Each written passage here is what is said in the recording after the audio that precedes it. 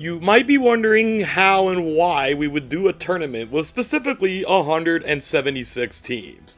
How we'll get to in just a moment. Why? Because why not? It sounded like fun. Before we dive into the nitty gritty, just know that everything around here runs on C-Score, a metric created by this channel to evaluate each and every team of the Super Bowl era beyond simply looking at its record. For a deeper explanation of how C-Score works, be sure to check out the description of this video. In order for an NFL team to win this tournament, we feel like they really had to earn it, but also that there could be some room for error. Therefore, we'll be starting with a group stage before heading on to a single elimination knockout style. 176 teams gives us 16 groups of 11, so 10 games for each team, 5 at home, 5 away. There'll be no overtime in the group stage. If a game ends tied in regulation, it stays as a tie. Tiebreakers will be head-to-head first, and then point differential. The top 4 of each group gets through for a field of 64. Now for the questions that are probably on your mind. Who the hell gets into this thing, and how will the groups be decided?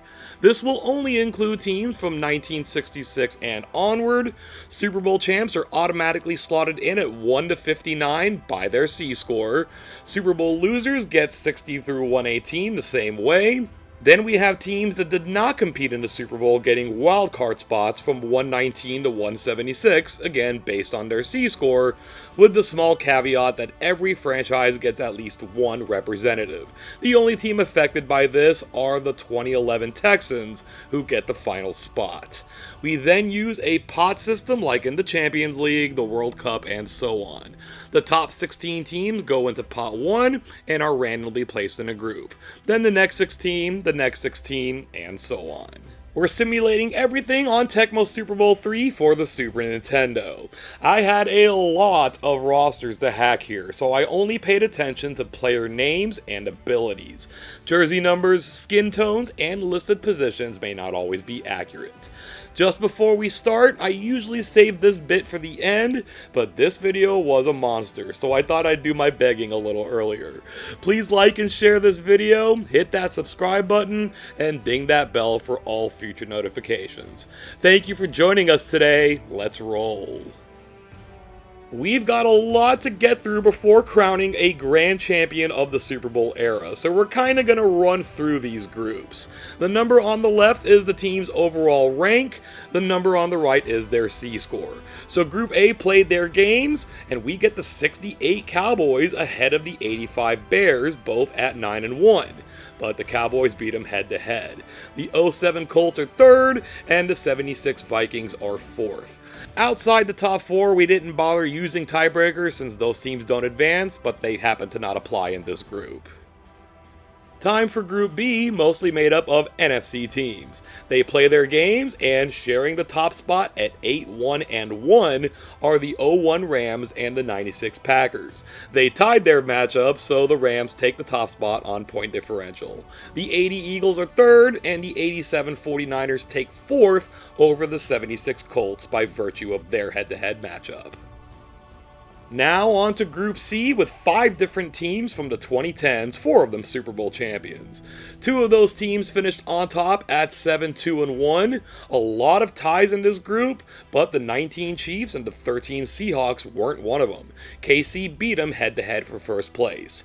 The 82 Jets, maybe a surprise, finished third, and the 98 Falcons take fourth. Group D has the 72 Dolphins, the Super Bowl era's only undefeated champion. Can they go undefeated here against a tougher slate of opponents? No, but they do top the group at 8-2 by beating the other 8-2 team, the 70 Vikings. The 92 Cowboys and 04 Colts also tied at 7-3, with Dallas taking third based on head-to-head victory. Group E now with the best team of the Super Bowl era that did not win the Super Bowl, the 2007 New England Patriots. They don't find things too hard here, topping the standings at 9-1. No tiebreakers needed here. The 79 Steelers finished second, the 2015 Panthers are in third, and another team from 1979, the San Diego Chargers, take fourth.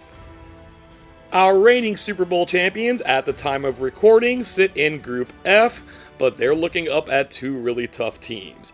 They will advance though, that would be the 2024 Philadelphia Eagles, finishing second at 8-2. The 84 Niners are tops at 9-1, with the 98 Broncos taking third and the 90 Bills taking fourth. No big surprises here. Many may disagree with this sentiment, but the greatest Dolphins team of all time headlines Group G, the 1973 team. And like their 72 brethren, they topped their group at a solid 9-1. Head-to-head decided second place, with the 2010 Patriots taking it from the 2021 Bills. We got a three-way tie for fourth, but that spot will go to the 94 Cowboys, who defeated both the 20 Chiefs and the 0-2 Bucks in group play.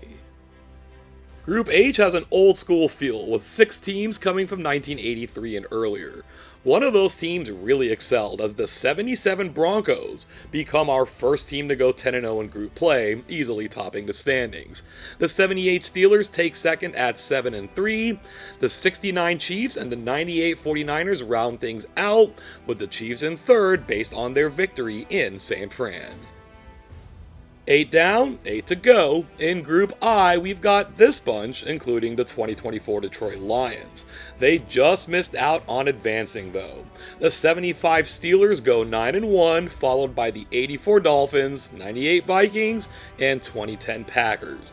The Dolphins barely snuck out a tie against Green Bay, saving us from a 3-way tiebreaker. Ain't mad about that. Group J gives us 3 different teams from 1967, all of whom can finish in the top 4. But only one of them did, and it was the Colts, who actually missed the playoffs entirely that season. They were in 4th, behind the 94 49ers, the 11 Packers, and the 89 Broncos, despite their negative point differential. Another top 4 with no tiebreakers needed. I love it. Now Group K, where we will get a rematch of Super Bowl 49. And that rematch mattered because it gave the 14 Seahawks second place over the 14 Patriots. I guess they ran the ball this time. The 91 Redskins go 9-1 for first place, and settling for fourth will be the 68 Colts, who were by C-score the top team in the group. Group L has a nice mix of offensive and defensive teams, but it's the offensive teams carrying most of the day. The 89 Niners joined the 77 Broncos as undefeated in the group stage at 10-0, followed by the 11 Saints at 7-3. Defense beat offense for third place, with the 2020 Bucks getting in ahead of the 83 Redskins, both at 6-4. 4 groups left. Group M gives us the only team we had to force into the tourney, the 2011 Texans, and they did not reward us, becoming our third team to go winless. Head-to-head was needed for the top 2 spots and the next 2 spots. The 76 Raiders beat the 69 Vikings, and the 86 Giants beat the 76 Steelers to give us this top 4. We've got the only team with a negative C-score in the tourney, the 1979 NFC champion Los Angeles Rams. They did fight hard, but they couldn't make the top 4. It was somewhat surprisingly the 2015 Cardinals who led the way at 8-5, followed by the 7-3 09 Saints. 3 teams tied at 6-4.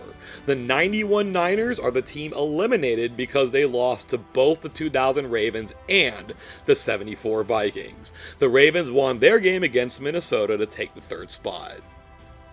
3 teams with C-scores in the 33s populate Group O, and all 3 are able to make it into the top 4. We're blessed with one last clean standings with no need for tiebreakers. The 99 Rams go 8-1-1, the 04 Patriots go 8-2, the 68 Raiders land at 7-3, and the 78 Cowboys rounded out at 6-3-1. Now for our final group, Group P. Who else will join the other 60 who have qualified for the knockout stages? It's going to be the 77 Cowboys and the 66 Packers at the top. They tied their game, so Dallas will be number 1 based on their superior point differential. The 88 Bengals get through in 3rd, and the 2023 Ravens are able to grab 4th place. Okay, now that we've gotten through all that, we can take a look at the 64 teams who made it out of the group stage and how they will be seeded. Here are all the teams that finished first in their group and how they are ranked. Clearly there's no head-to-head tiebreaker here, so we gotta go by point differential. We're gonna do this just like March Madness, 4 regions of 16 teams seeded 1 through 16. The 89 49ers will be the number 1 overall seed and will go into the West region. The 77 Broncos are the 1 seed in the Midwest, the 07 Patriots will top the East, and with only the South left, that leaves the 84 49ers as the number 1 seed there. From here, the seeding and region placement will be snaked. The best number 2 seed goes to the South, the next best goes to the East, and so on and so forth, all the way to the end. Now we have the second place finishers in the group stage who will occupy the 5 through 8 seeds. There are some really good teams here with seeds lower than they'd like, but they will have an advantage that we'll get to in just a moment. Now the third place finishers who will occupy the bracket in the 9 through 12 spots, with the 2014 Patriots actually getting unlucky with a 9 seed despite their 8-2 mark. And to wrap things up are the 4th place finishers who have to take the dreaded bottom seeds from 13 through 16. The 1967 Colts claim spot number 64. There will be one distinct way that this tournament will be different from March Madness. About that advantage we talked about earlier, we will not be playing any neutral site games. The higher seeded team will play host every time. So yes, the names of the regions are just for show. Let's preview these brackets before we get into the games. The West has some crazy good teams, especially in the top half of the bracket. Not so many slouches in the bottom half either. The favorite to come out of here is the number 5 seed, the 1985 Chicago Bears. Now for the Midwest, there is a lot of beef in this one as well, with the 1977 Denver Broncos sitting as the number 1 seed. It's a little closer here, but once again the 5 seed stands as the favorite, the 1966 Green Bay Packers. On to the East, where the top 2 teams also happen to occupy the top 2 seeds. The 07 Patriots at number 1 and the 91 Redskins at number 2. It's a close call here, and it wouldn't be a shock to go the other way, but the 2 seed Redskins are slight favorites. Lastly, we have the South, where once again the number 1 seed will not be the favorite to go through. That distinction will belong to the number 6 seed, the 1969 Minnesota Vikings. We're going to tackle the top half and bottom half of each region to get down to our final 8 teams, and from there, we're going to get some highlights. Here's the top half of the West bracket, where we'll get our first team into the Elite 8. The 89 49ers need a strong fourth quarter to pull away from the 67 Colts by a score of 35-17. The 2010 Patriots keep the 2014 Patriots out of the end zone for a 24-9 victory. The 85 Bears climb all over the 89 Broncos for a dominant 41-7 win, and the 2019 Chiefs, despite being at home, pull off a huge upset over the 68 Colts 24-16. Our first round of 32 matchup gives us the 1989 49ers hosting the 2010 New England Patriots. This time the Niners are in complete control, using a big first half to win 35-11. They await the winner of the 2019 Kansas City Chiefs and the 1985 Chicago Bears. Can the Chiefs commit their second straight giant killing? No, but they put up a decent fight in a 22-7 loss. Now for a spot in the Elite 8, it's a heavyweight matchup with the Bears on the road against the 49ers. The first half ended in a 3-3 tie, but the Niners broke through on defense for the game's first touchdown and were able to put the way on a Jerry Rice touchdown to hold on to the 17-10 victory. The 1989 Niners remain undefeated and will advance to the Elite 8, knocking out C-Score's highest-ranked team in the entire Super Bowl era. Now it's time to decide who their opponents will be in the West Regional Final from these teams in the bottom half of the bracket. Our first game is a road win by the 80 Eagles over the 14 Seahawks 30-27 in what is also our first overtime game. The road teams chug along in what's got to be considered an upset. The 83 Redskins slip by the 75 Steelers 23-21. The 24 Eagles outgunned the 2015 Panthers 42-21, and we end the round with the 76 Vikings unable to do much of anything against the 73 Dolphins, losing resoundingly 38-8. It's a battle of NFC East teams from only 3 seasons apart. The 1980 Philadelphia Eagles host the 1983 Washington Redskins, and it's the 14-seed Redskins who claim victory, powering their way to a 31-20 final score. The winner of this next game is guaranteed to play host against them. The 1973 Miami Dolphins welcome the 2024 Philadelphia Eagles, and it's the Eagles who run the ball for nearly 300 yards against a stellar Miami defense to win 38-27. That means Washington can stay right in Philly for this Sweet 16 matchup, this time against an Eagles team from the far future. And what we got was a back and forth game that needed overtime to decide, which is when Jalen Hurts hits Devontae Smith for a 57-yard touchdown to seal the 30-24 victory. That was Hurts' 4th touchdown pass of the game, and it sealed the Eagles' place in the Elite Eight, where they will face the 1989 49ers for the West Regional Final. Let's now go across the bracket and determine the winner of the top half of the Midwest region. The 77 Broncos barely maintained their undefeated record with a 20-14 win over the 94 Cowboys. The 98 Vikings have no problem ripping through the 11 Packers 35-16. The 2020 Buccaneers meet their match against the 66 Packers, falling 24-7, and in an unexpected shootout, it's the 76 Steelers who just get by the 2015 Cardinals by a score of 38-35. The 1977 Denver Broncos now meet their toughest opponent with the 1998 Minnesota Vikings coming to town. They tried to stay undefeated, but they slipped into their old habits, turning the ball over 6 times in a 49-13 drubbing. Their next opponent will be the winner of this old school battle between the 1966 Green Bay Packers and the 1976 Pittsburgh Steelers. And the Steelers are able to go into Lambeau Field and win this one in a fashion they're more accustomed to, 10-3. So the Sweet 16 is a 9 versus 13 matchup. The 98 Vikings play host for the first time in the knockouts against the 76 Steelers. And after only leading by 3 at the end of the third quarter, they score 2 touchdowns in the fourth to put the Steelers away 27-10. And with that victory, they have advanced to the Midwest Regional Final, where as the 9 seed, it's more likely than not they will be on the road. However, we won't be making any guesses about that. It's time to get the bottom half of this region on the field. We start things off with quite an upset as the 88 Bengals go into Pittsburgh to defeat the 79 Steelers 23-20. We get a high-scoring affair next as the 01 Rams take care of the 87 49ers 35-28. The 07 Colts didn't have it today. The Legion of Boom will do that to you as the 13 Seahawks win 28-3.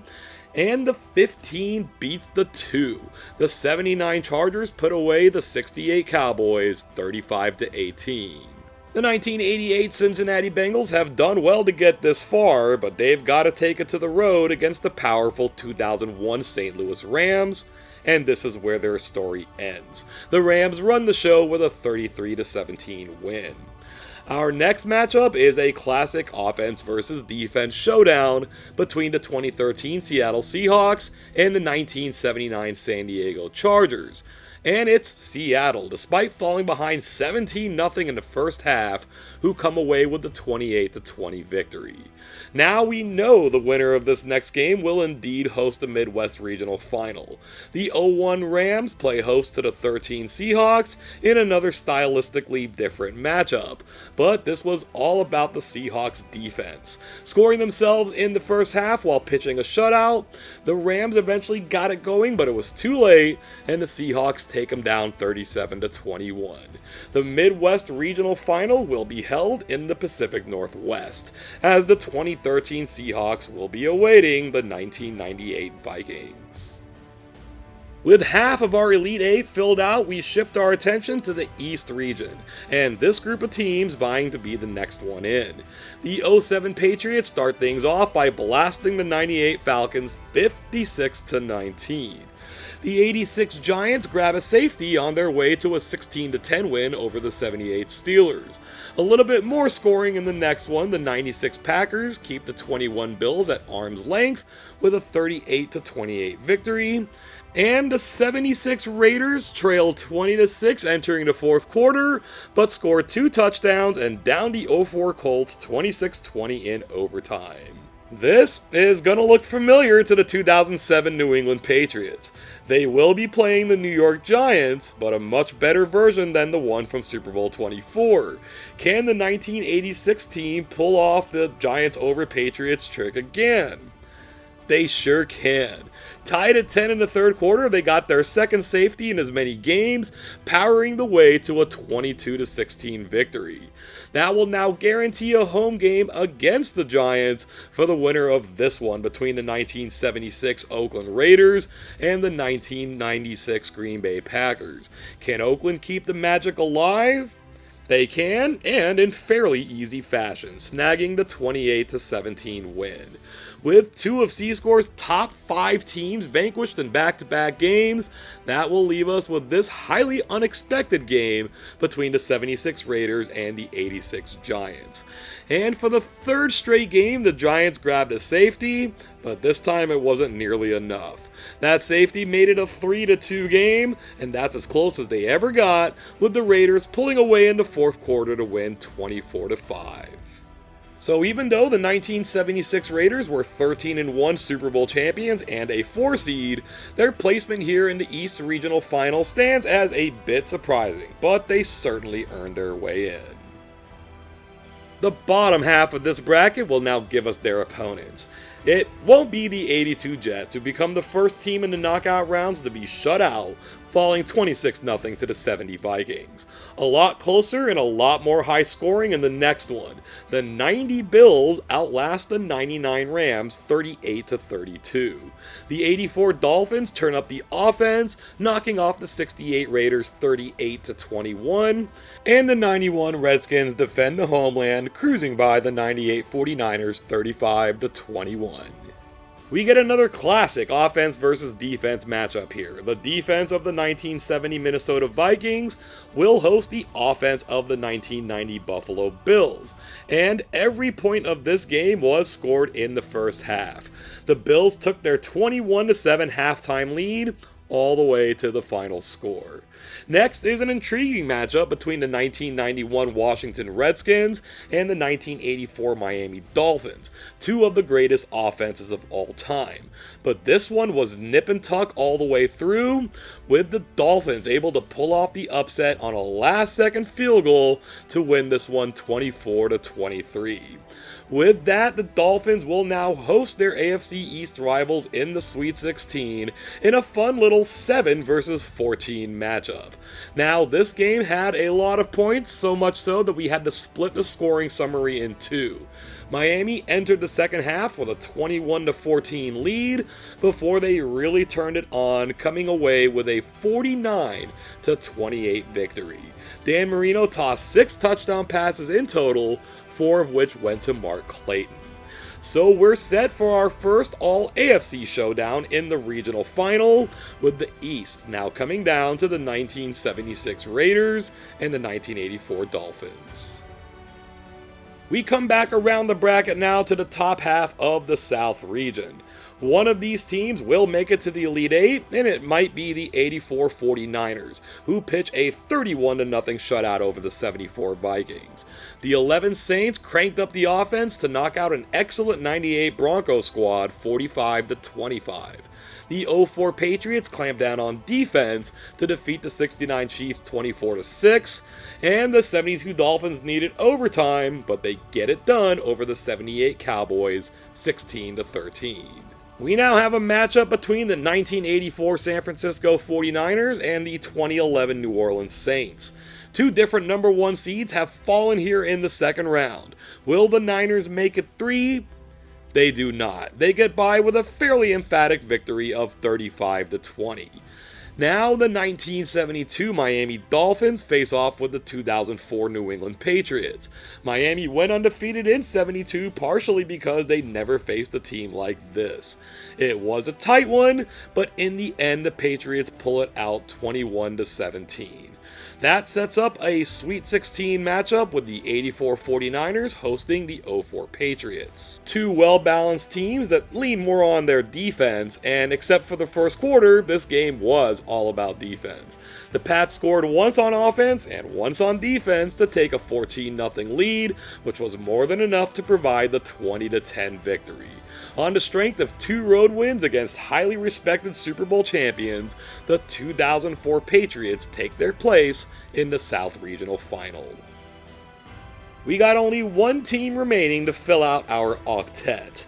The bottom half of the South region will provide us that team. Our first game was a defensive slugfest, won by the 69 Vikings over the 2000 Ravens 20-7. The 77 Cowboys shut down the 10 Packers, winning this game 31-14. We had a shootout in the next one. Shootouts favor Cowboys over Saints in real life, and apparently on the football field too. The 92 Cowboys defeat the 09 Saints 41-27, and the 94 Niners deal with the 23 Ravens by a final score of 35-16. Gear up for another classic old school matchup. The 1977 Dallas Cowboys play host to the final NFL champions before the merger, the 1969 Minnesota Vikings. And while Minnesota can play some D, they didn't always show up on offense. Dallas takes this one 24-7. Now for a classic rivalry, the rivalry of the early 1990s. The 1994 San Francisco 49ers host the 1992 Dallas Cowboys. This 94 squad was a response to Cowboy dominance. Can they take out the 92 squad? They cannot. This was another shootout for Jimmy and Jerry's boys, who used a strong fourth quarter to win by an almost identical score of 41-28. Of course, that means the Sweet 16 matchup is an all-Cowboys affair. The 77 Cowboys will quote-unquote host the 92 Cowboys for passage into the Elite Eight. This one wasn't a shootout, but the 92 Cowboys still got themselves into the winner's circle on the backs of 3 second-half touchdowns from Emmitt Smith, winning the game 27-14. This tournament has been far from chalk, but the 92 Cowboys become the only double-digit seed to make it this far, defeating 3 other Super Bowl champions on the road. Well, technically 2 on the road. That now brings us to the Elite Eight. The 89 49ers, the number 1 overall seed, are the only number 1 seed to make it this far. In fact, only 2 top 4 seeds representing our group winners were able to get here. The West and the South is made up of only Super Bowl champions, meaning we are guaranteed a Super Bowl winner in the grand finale championship game. While the bottom half gives us 2 Super Bowl champions, a Super Bowl loser against an all-time great team, and the best team of the entire Super Bowl era who failed to make it to the Super Bowl. So despite these seeds, we've got some excellent teams remaining. But regarding the topic of seeds, we have 3 number 7s and a number 10, meaning no number 2 seed even made it to the Sweet 16. Wild stuff. As promised, we will now be seeing highlights from this point forward. Let's settle the West region first. The 1989 San Francisco 49ers, champions of Super Bowl 24, are 13-0 in this tournament. But that won't mean much, it won't mean anything, if they can't win the next 3 games. They will be hosting the reigning champions of Super Bowl 59, the 2024 Philadelphia Eagles. The Niners are getting this party started, a touchdown pass to Tom Rathman. Saquon Barkley is gonna respond for the Eagles, gets his way in for a 7-7 tie. The Niners come right back, Jerry Rice doing Jerry Rice things, making this a 14-7 game. The Eagles undaunted, Jahan Dotson catches the short touchdown. Here is Jerry Rice catching a deep pass. The Eagles are eventually going to get him down here. He breaks that tackle and gets to the 7-yard line. Tom Rathman's going to clean it up to give the Niners a 21-14 lead. Then A.J. Brown gets in on the act. It's 21-21 at the half. Roger Craig makes it 28-21. Jalen Hurts gets right back. Philly's defense is finally going to get a stop here. Jerry Rice tackled short of the first down, but then they quickly turn around and throw an interception.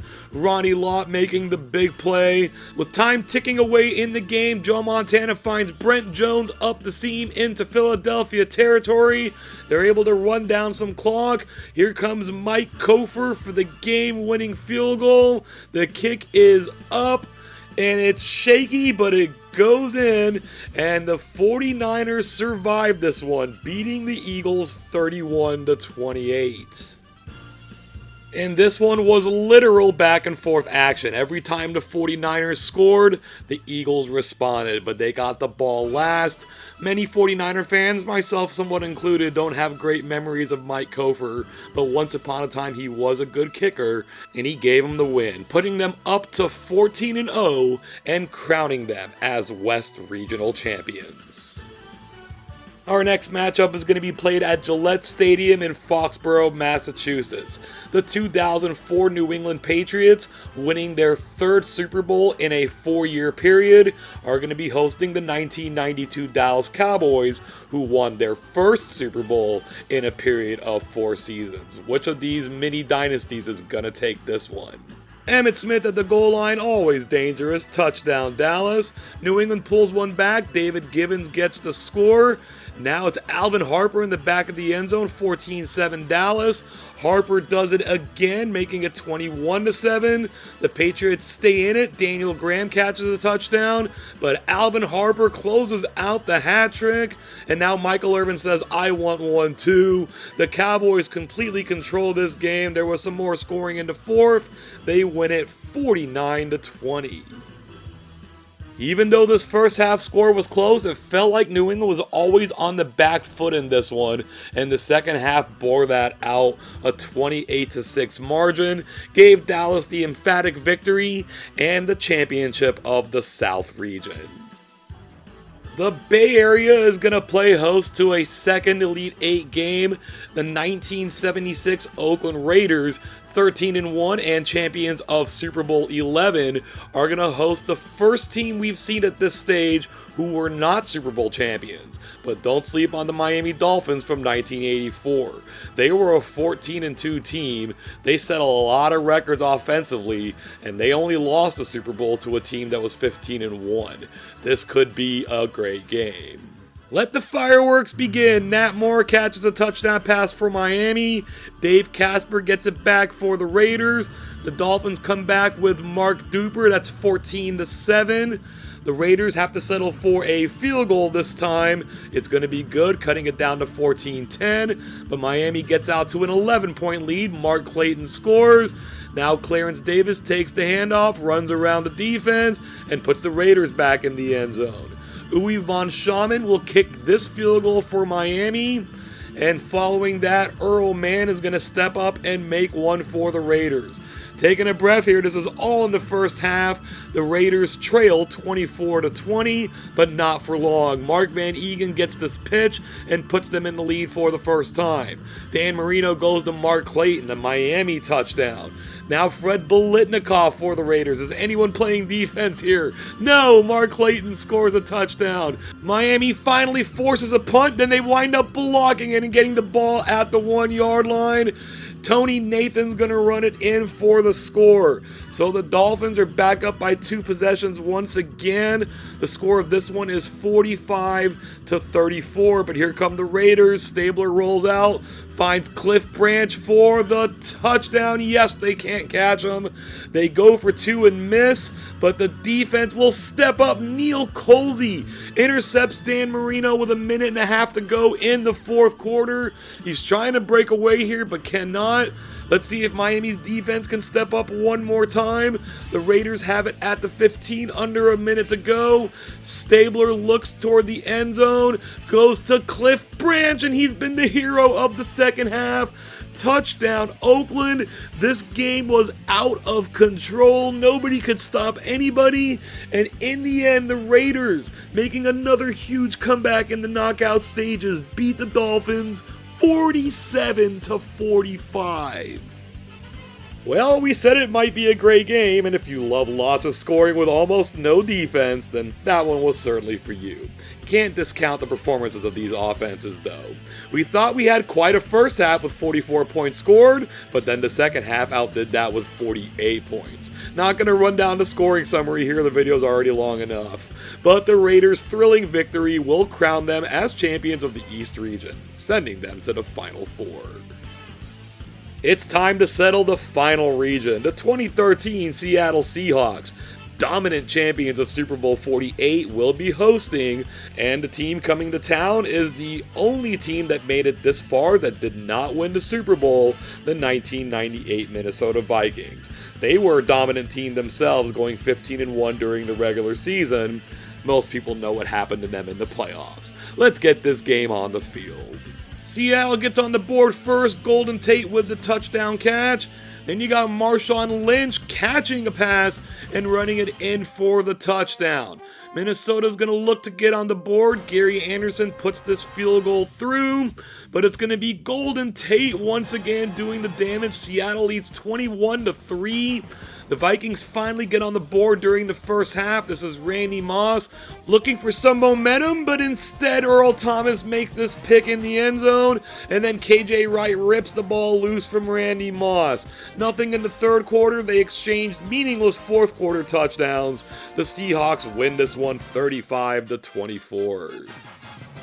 It's actually kind of wrong for us to say they exchanged touchdowns in the fourth quarter because Seattle got themselves two to give themselves a 35-10 lead before Minnesota cosmetically decreased the deficit.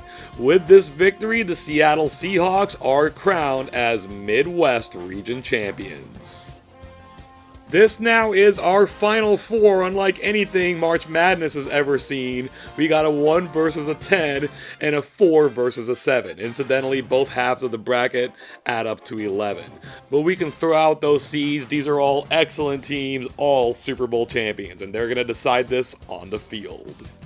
This is going to be the second matchup between the Dallas Cowboys and the San Francisco 49ers during the knockout rounds.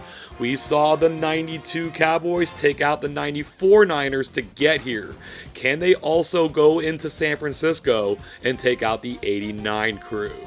Very early in the game, the Cowboys lose Emmitt Smith to injury, but his backup is Tommy Agee, and he shows some moves getting into the end zone for the score. Troy Aikman finds Alvin Harper. What a combination they've been. The Niners strike back. Jerry Rice in the back of the end zone. And before the half is over, Roger Craig fights through traffic and scores. We're tied at 14. In the third quarter, it's the Tommy Agee show once again, getting around the defenders for the touchdown. Then Roger Craig gets eaten up by James Washington. He loses the fumble. Dallas will recover.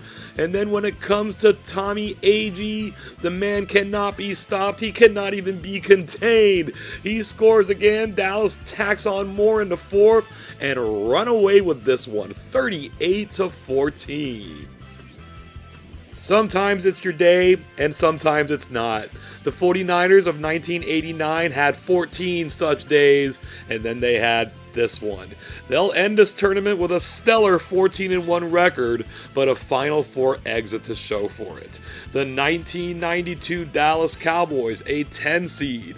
They finished third in their group, but they're winning when it matters most.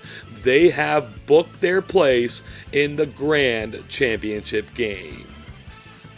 And we only took the time to mention Dallas' seed one more time because the winner of this one, the 1976 Oakland Raiders or the 2013 Seattle Seahawks, are guaranteed to host that championship game. This one's gonna be in Oakland. Oakland would look to strike first. Clarence Davis gets into the end zone. Seattle responds with Marshawn Lynch. We have a 7-7 halftime score. Clarence Davis has it again. He's kind of stuck trying for the first down, but he cannot get it. So Earl Mann will put the Raiders up by a score of 10-7. Seattle strikes back with a Golden Tate touchdown. Now in the fourth quarter, down 14-10. Stabler is sacked by Red Bryant, but the Raiders are going to look to return the favor. Russell Wilson drops back, and it's John Matuzak getting the sack. Can the Raiders complete another comeback?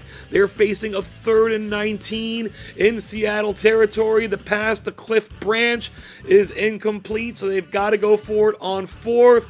Stabler is going to once again go for Branch, but it's incomplete.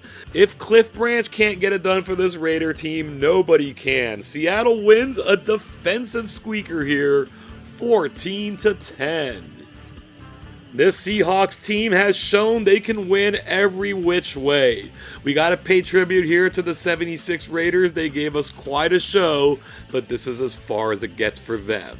The 2013 Seattle Seahawks have ridden the wave into the grand championship game. We started with 176 teams. We got that whittled down to 64. Then we got to these 8 teams. Now we are down to our final 2.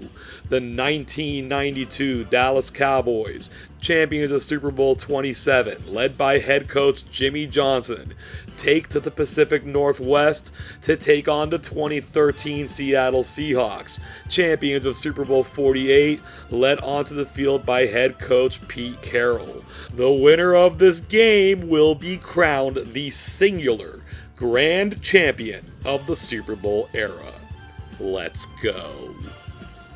The Seahawks start the game off moving the ball down to the Dallas 25-yard line. Marshawn Lynch gets the handoff. We know he has power, but he's got agility as well. He hurdles 2 different tacklers to get into the end zone for the game's opening score.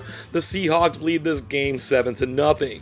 Still in the first quarter, Dallas has now made their move. They're at the Seahawk 13-yard line. Alvin Harper looks like he's going to leak out, and Troy Aikman's going to find him. Alvin Harper's been nigh unstoppable. He gets another touchdown, tying this game up at 7 apiece. We now head to the second quarter. Seattle's still moving it, but they're facing a 3rd and 8. The play action goes to Marshawn Lynch. The pass goes to Golden Tate. Seattle's back in the end zone, giving themselves a 14-7 lead. The Seahawk defense is able to stop Dallas and get the ball back. They've got a 3rd and 10 in their own territory. Wilson is going to hold this ball too long, and Charles Haley is going to break through for the sack. That's going to give the Cowboys a chance to tie before the end of the half. On 3rd and short, they tried Daryl Johnston, but the Seahawks are able to stop him. Lynn Elliott will kick this field goal. It is good.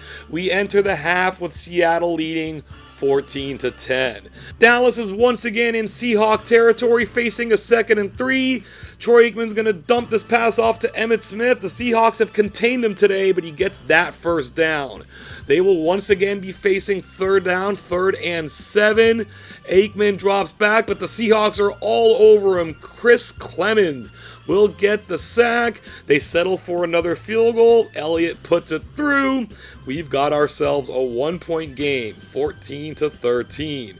The Cowboys get it right back, facing a 3rd and short once again from the Seahawk 47. They're gonna throw. Aikman looks downfield for Michael Irvin, makes an incredible catch in coverage, putting the ball in the red zone. On the first play after the Irvin catch from the 13, Aikman, could he be going for Alvin Harper once again? He does! Touchdown, Dallas. They have taken their first lead of the game. The extra point's going to make this a 20-14 score. Here come the Seahawks, though. They're just going to be feeding Marshawn Lynch, taking some short runs here, doing some damage to the Cowboys defense. This one's going to be a longer run, though. He escapes several tackle attempts, and now he takes it down to the 1 yard line. This all looks so familiar for the Seahawks. 2nd and goal. Russell Wilson's going to roll out himself, and he's just short. So now 3rd and goal from inches away. They are going to throw. It goes to Doug Baldwin for the touchdown. Oh my goodness, Seahawk fans had nightmares, but they're celebrating now. Steven Hauschka is going to come out for the extra point here. No pressure from the Cowboys. He puts it up and in. They lead 21-20. Dallas can do nothing with it. They're going to count on their defense here. From their own 11, Wilson's going to throw again. Looking for Doug Baldwin. Makes the catch downfield for the first down. One more first should do it here. It's 3rd and 6. They're going to Marshawn. He blows through the middle, and he picks up the first down and a lot more. They'll finally get him down, but the Seahawks run the clock out and hold on and win this game 21-20. Not sure what more you can ask for in a championship game. A 1-point margin with no team ever taking a multiple possession lead. In the end, though, it's the 2013 Seattle Seahawks who fought their way through the group stage, then knocked teams out one by one to put themselves at the end of this bracket and to put themselves on this glorious trophy. They are the grand champions of the Super Bowl era. I truly hope you enjoyed this video. I thank you so much for making it this far. Be sure to check out some of the channel's other offerings as well. Until next time, I hope you have an awesome day.